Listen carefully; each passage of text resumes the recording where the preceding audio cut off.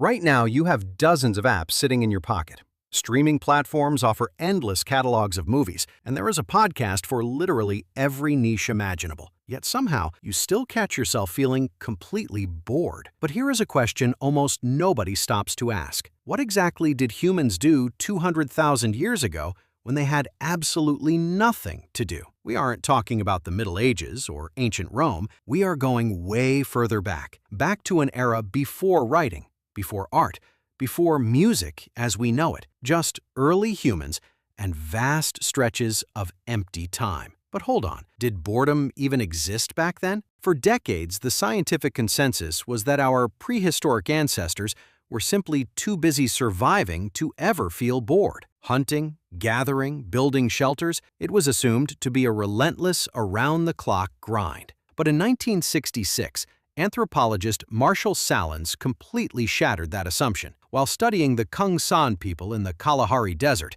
one of the last indigenous groups maintaining a traditional hunter-gatherer lifestyle, he made a stunning discovery. They only worked about 15 to 20 hours a week, not a day, a week. The rest of the time, they just existed. They rested, chatted, and sat around doing absolutely nothing. Sahlins dubbed them the original affluent society, not because of their material wealth, but because they possessed an abundance of time. So yes, boredom was very real. The true mystery is what they did with it. The first answer? They became creators. Inside South Africa's Blombos Cave, archaeologists unearthed shells dating back 75,000 years. Each one was meticulously pierced and coated in red ochre. They were beads. Someone, 75 millennia ago, sat down and spent hours painstakingly drilling through shells with stone tools, not for survival, not for food, simply because they had a long afternoon to kill. It is the oldest known piece of art in human history, and it was born entirely out of boredom. The exact same phenomenon applies to music. Deep inside a German cave, researchers found a flute carved from a vulture's bone, complete with 5 perfectly placed finger holes. It is 40,000 years old. Long before the first cities or agricultural fields, someone picked up a bone and invented music. Neuroscientist Daniel Levitin argues that our musical instincts actually predate spoken language. Our brains are hardwired for rhythm and melody because rhythm relies on pattern recognition, the very skill that kept our ancestors alive in the wild. But boredom sparked something even more profound. Boredom invented imagination. To truly feel bored, you must have an awareness of time. You have to realize that the current moment is dragging on and conceptualize that a different, potentially better future exists. Boredom is the very first indicator of a brain capable of visualizing things that aren't there. Animals don't experience boredom the way we do. A dog waiting at the door isn't bored,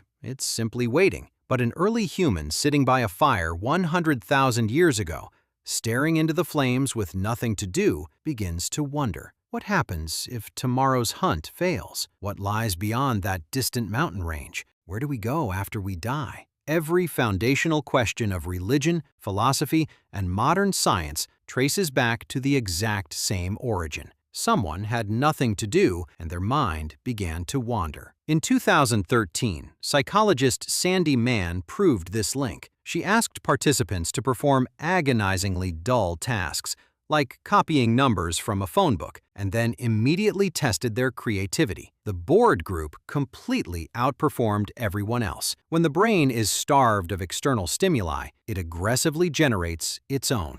Finally, boredom invented society. Anthropologist Robin Dunbar discovered that roughly 65% of all human conversation revolves around social gossip. Who did what? Who said what? And what's going on in someone else's life? It sounds trivial, but Dunbar argues that language didn't evolve so we could coordinate hunting tactics. It evolved because early humans were sitting around with empty time, and they started talking about each other. Boredom birthed gossip, gossip birthed language, and language birthed civilization. So where does that leave us today? Modern psychology describes a dangerous reverse effect, cognitive overload. When every single second of your day is flooded with digital stimuli, your brain loses the ability to do what it was designed to do in the quiet moments: process, reflect, and create. The brain's default mode network, the neural system responsible for profound creativity, self-reflection, and deep empathy, only activates when you are bored. It shuts down the moment you start endlessly scrolling. For 300,000 years, humanity mastered the art of filling silence with meaning. Then we invented the smartphone,